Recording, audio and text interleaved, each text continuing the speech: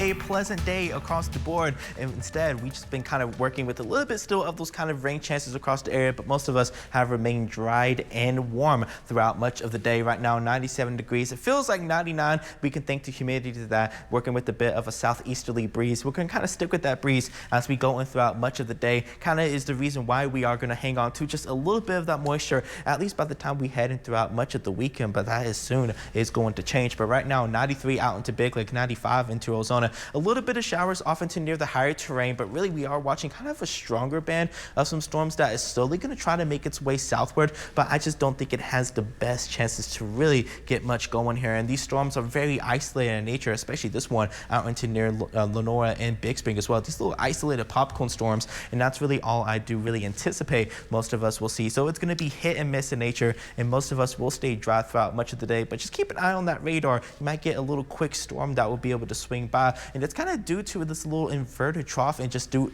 with our daytime heating with a lot of our storms that it's very hot, we're able to get those aerosols to be able to kind of lift up. But real soon, this area of high pressure is going to make more of its influence, and it is making an influence along across into the eastern and central states with those heat advisories, extreme heat warnings, and those extreme heat watches across the board. And real soon, this high pressure is slowly going to be able to shift off more westward, but it's going to take its time. And we do have this little system here, what we call an inverted trough. It's from that previous Gulf disturbance that we saw, kind of that did that loop around with that moisture, bringing in those showers and storms down into southeast Texas. I do anticipate most of us will stay dry heading into our Sunday, but I'm kind of looking on Monday. This system may try to be able to help spark up a shower or two, mostly for our western counties at the moment. But overall, for the most part, that system is really going to start pushing more westward, and high pressure is going to take control, and rain is really going to be a thing in the past, especially as we head into the later parts of next week. We can continue still with that shower chance heading it throughout the rest of tonight, with more of those kind of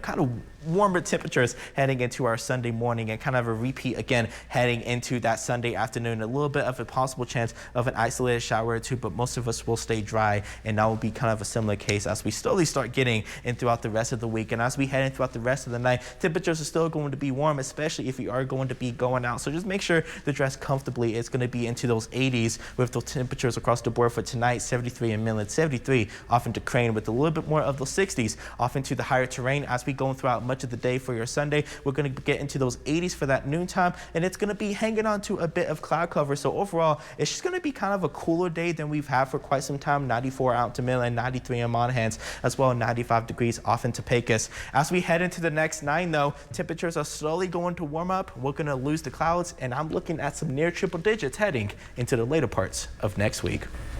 All right.